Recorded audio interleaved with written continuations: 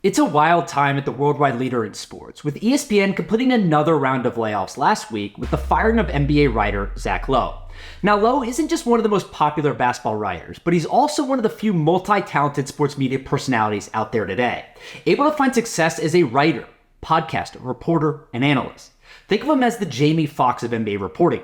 He can do it all. So why is Lowe's firing such a surprise? Well, for one, ESPN just agreed to a new media rights deal with the NBA, worth $2.6 billion annually.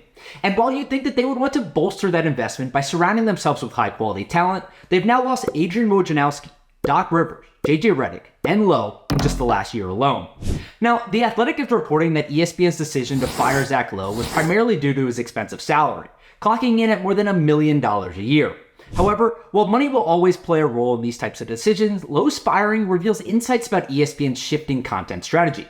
Bill Simmons, always ESPN's biggest fan, put it perfectly on his podcast. And now I guess what we're going to get, and I like Stephen A., so this is not a slight at Stephen A., and I really think he's a good guy, but it feels like they're moving toward, it's a Knicks playoff game, here's Stephen A.'s entrance, and that's kind of what they think people want, and I don't think they're right. Like Thanos' life philosophy, ESPN's business model needs to be perfectly balanced. Think of it like a barbell. On one side, the sports media giant pays billions of dollars annually to broadcast games so they can ensure that they still collect their high-priced cable affiliate fees. But on the other side, the network's remaining resources are almost completely focused on keeping people watching their content. All of this combined brought us to the decision to fire Zach Lowe. His seven-figure salary was certainly less than someone like Stephen A. Smith, a guy currently asking for a $100 million deal from ESPN. But the real issue for Lowe was the fact that his best work, thoughtful and well-written articles, were placed behind ESPN.com's paywall, which is a much smaller business than cable. Not to mention that Lowe's content requires people to have an attention span that lasts longer than 5 seconds. Since the younger fan base struggles to focus on anything longer than game highlights on TikTok, Lowe's contributions to ESPN didn't result in massive views on social media or increased TV viewership. Here's a perfect example of what I mean. Earlier this year, ESPN posted this video of Stephen A. Smith doing a tunnel walk before a Knicks playoff game at MSG. It was a silly video, akin to talking about the weather, content with no editorial value whatsoever. Yet, it generated millions of views online and probably had 10 times the engagement rate of any of Lowe's intelligent and well thought out analyses. But that type of content combined with exclusive premium sports rights is exactly why ESPN still has a stranglehold on most American sports fans today. While they once had an impressive roster of personalities that included Bill Simmons, Dan Le Batard, Skip Bayless, and Colin Cowherd, ESPN has been shedding excess talent like some sort of media version of Ozempic. Their firing of Zach Lowe is essentially the company admitting, we don't know how to properly monetize his content.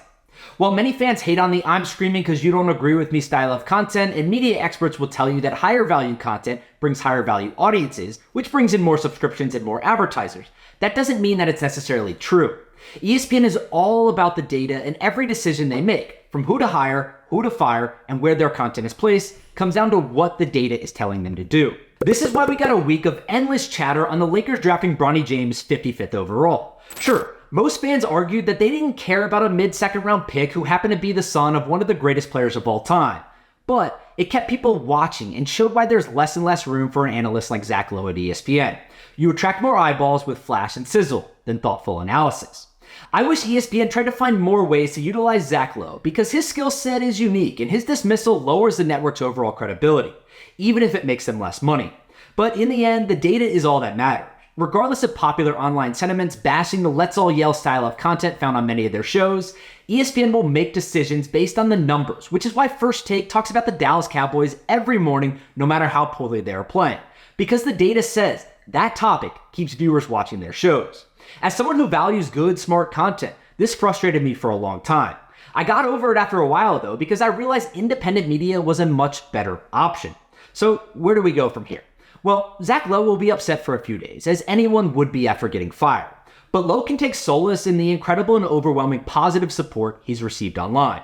And he will quickly realize that life is much better when it's not dictated by networks and their numbers. There's been a lot of speculation that Bill Simmons will bring Zach Lowe to the ringer, giving him the freedom to write in podcasts about whatever the hell he wants, regardless of online performance. But the truth is that Lowe will find success wherever he ends up next. Hell, he could probably make 7 figures by starting his own business, continuing to write insightful posts online, and hosting podcasts under his own name. At the end of the day, everyone will mostly get what they want. ESPN gets to save money by focusing on content that drives viewership to its OTT app. Lowe will end up finding a new home for his particularly special brand of content, free to cover any topic in whatever way he wants. And the fans will end up as the biggest winners, who will eventually realize that Lowe's content, wherever it ends up being hosted, can actually be much better now that it isn't on ESPN.